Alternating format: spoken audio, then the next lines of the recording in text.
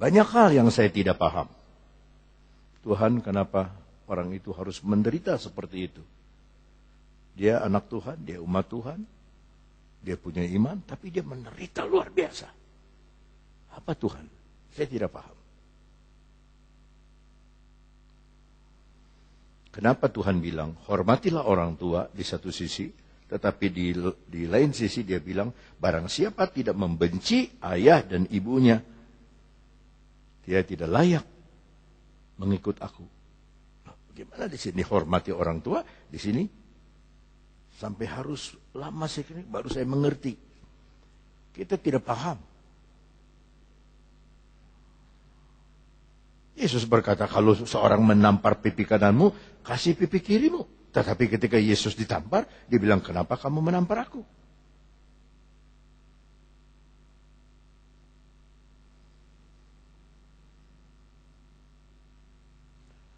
Jadi jangan sampai kita tidak paham. Tidak mau mengerti. Ini akan membawa kita rendah hati dan tetap mengiring Tuhan dengan low profile. Ya, tetapi siapa yang mau bermegah, baiklah ia bermegah karena yang berikut, bahwa ia memahami, bahasa Inggris mengerti, dan mengenal, and knows me. Kata mengenal ini, saudara, berbahaya sekali. Saya kasih contoh ya. Matius 7:21. Bukan yang berseru kepadaku, Tuhan, Tuhan, akan masuk ke dalam kerajaan surga, melainkan dia yang melakukan kehendak Bapakku yang di surga. Pada saat itu banyak yang protes. Tuhan, Tuhan, bukankah dengan nama Tuhan kami mengajar? Dengan nama Tuhan kami mengusir setan. Dengan nama Tuhan kami membuat mujizat. Bukankah itu golongan aliran Pantekosta yang suka usir setan, membuat mujizat? Tapi dijawab oleh Tuhan, aku tidak pernah mengenal kamu. Bahkan lebih keras lagi, ayat berikutnya, enyahlah engkau daripadaku, pembuat kejahatan. Pantas Rasul Paulus dalam Filipi 3 ayat 10 berkata, yang kumak kehendaki ialah mengenal dia. Ada amin?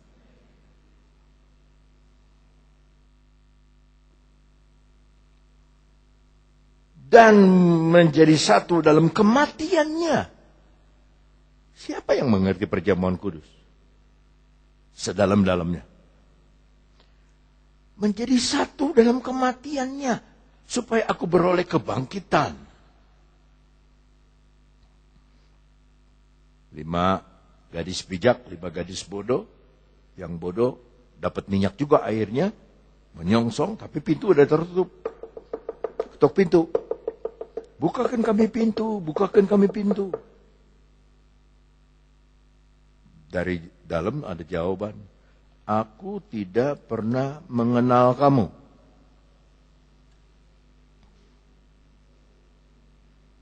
Nah, bagaimanakah mengenal Tuhan yang dimaksud oleh firman Allah? Itu disebut dalam ayat berikutnya. Exercising loving kindness, yang menunjukkan kasih setia. Bahasa Inggris bukan kasih setia, belas kasihan. Kemurahan. Thy loving kindness is better than life. Kemurahanmu lebih dari hidup. Saya memperbaiki lagu itu nggak berhasil, sudah. Pertama yang bikin kacau orang Jakarta dari 25 tahun yang lalu, sampai sekarang orang Pantekosta jadi ikut yang salah. Kemurahanmu lebih dari hidup, kemurahanmu lebih dari hidup, bahwa lidahku memuji engkau. Ini yang betul. Kemurahanmu melebihi hidup. Saya perbaiki di Cianjur, betul, 2 minggu, 3 minggu, ngaco lagi. Ya, sebab lebih enak mengulang yang sudah. Nah, bagaimana kita mau exercising, harus dilatih ini. Berkali-kali setiap minggu harus nyanyi, melebihi hidup, melebihi hidup, melebihi hidup. Di exercise, diulang-ulang, diulang-ulang.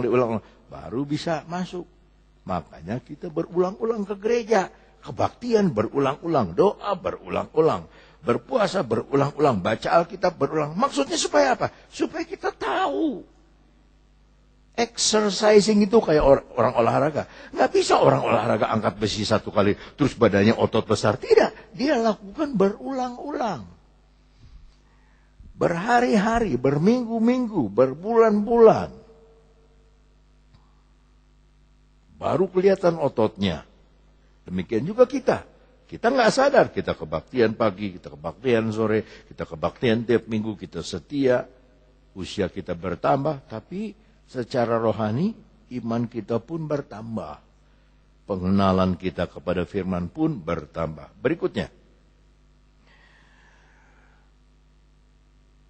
Lalu ada kata keadilan. Bahasa Inggris penghukuman.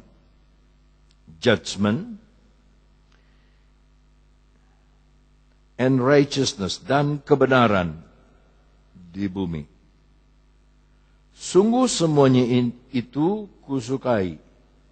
Demikian firman Tuhan. 3 hal ini yang disukai Tuhan. Kemurahan, penghukuman, judgment, bahasa Indonesia memakai keadilan, dan kebenaran di dalam bumi. In the earth, dalam bumi. Yang pertama apa, saudara? Kasih setia atau kemurahan. Sekarang di bumi ada nggak kasih setia? Ada nggak kemurahan? Bisa dihitung dengan jari. Wasit salah semprit aja udah demonstrasi masuk lapangan. Tahu nggak saudara, pertandingan sepak bola di Eropa itu, baik bola dunia, baik Piala Eropa, penuh dengan rekayasa, penuh dengan judi besar. Dan salah satu penjudi besar ada di Indonesia. Orang Tionghoa. Penjudi itu ketemu saya di Amerika. Dia ngomong, Pak, kalau kami sudah tahu, umpamanya 2-11 di satu kota. 2-1, sudah itu gol yang diinginkan oleh penjudi, sudah jadi, sudah dibayar, kiper, pemain sudah dibayar supaya bisa 2-1, sudah. Nggak tahu-tahu ada yang bunuh diri sebagainya, itu sudah diatur sama mereka. Kami ketakutan karena pertandingan baru setengah jam udah 2-1. Dia bisa perintah dari Jakarta, itu stadion lampunya putus, gelap. Orang cari di mana, pokoknya ada orang yang kerjain. Nah, kalau sudah gelap, putus, tidak boleh diteruskan. Sudah, itu gol yang 2-1 itu adalah skor yang terakhir. Di sini mereka dapat miliar. Bagi-bagi sana sini bagi saya. Saya bilang, kenapa Bapak ke Amerika? Saya lagi dikejar-kejar. Nggak enak kan hidup dikejar-kejar. Dikejar anjing aja nggak enak, apalagi dikejar KPK. Judgment, penghukuman.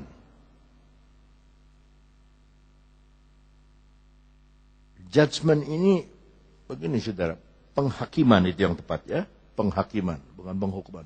Judgment, penghakiman. Kita ini suka berprasangka buruk. Ya, berprasangka buruk. Mari kita rubah supaya kita berprasangka baik.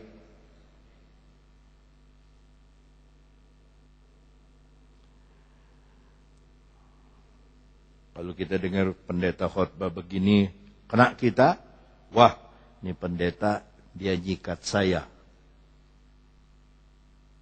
Itu prasangka buruk. Wah, Ini orang bawa renungan, dia nyindir saya. Itu prasangka buruk.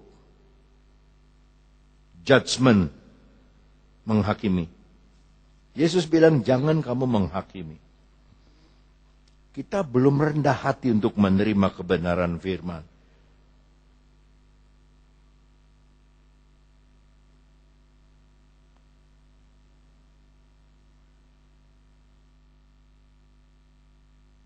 Mari kita berprasangka baik.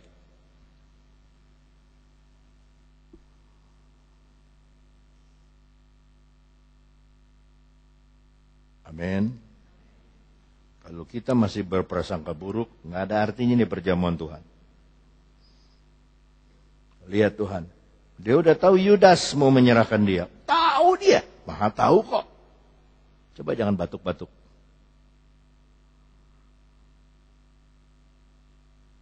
Tahu dia, Yudas mau menyerahkan. Dia bilang, hei sahabat, dia kasih kesempatan. Dia sudah kasih kode-kode supaya dia bertobat. Tapi nggak mau bertobat ini Yudas. Jadi dia bilang, hei sahabat, kerjakan yang kamu rencanakan.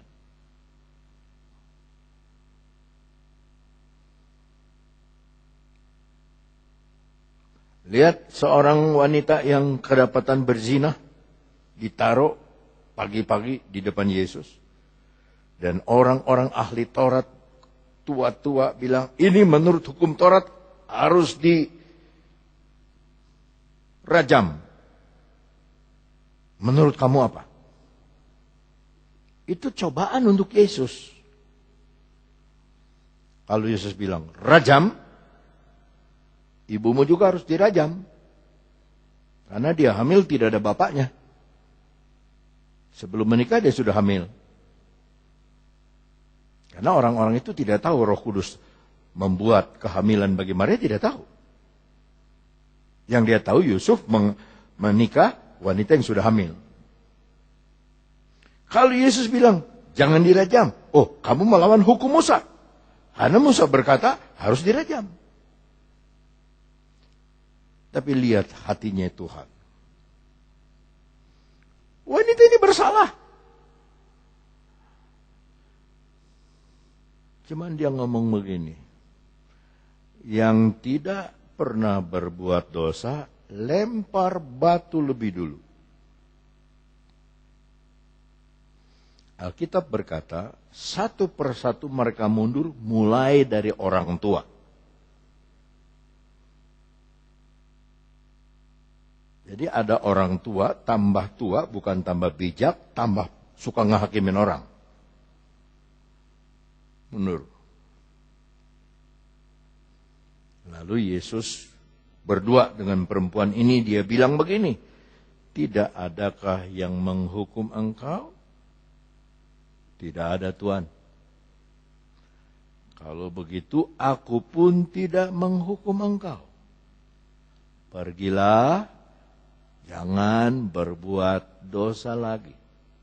Saya yakin itu perempuan bertobat hari itu juga. Dia bebas dari kematian satu. Dia bebas dari tuduhan. Tapi ada pesan moral, jangan berbuat dosa lagi.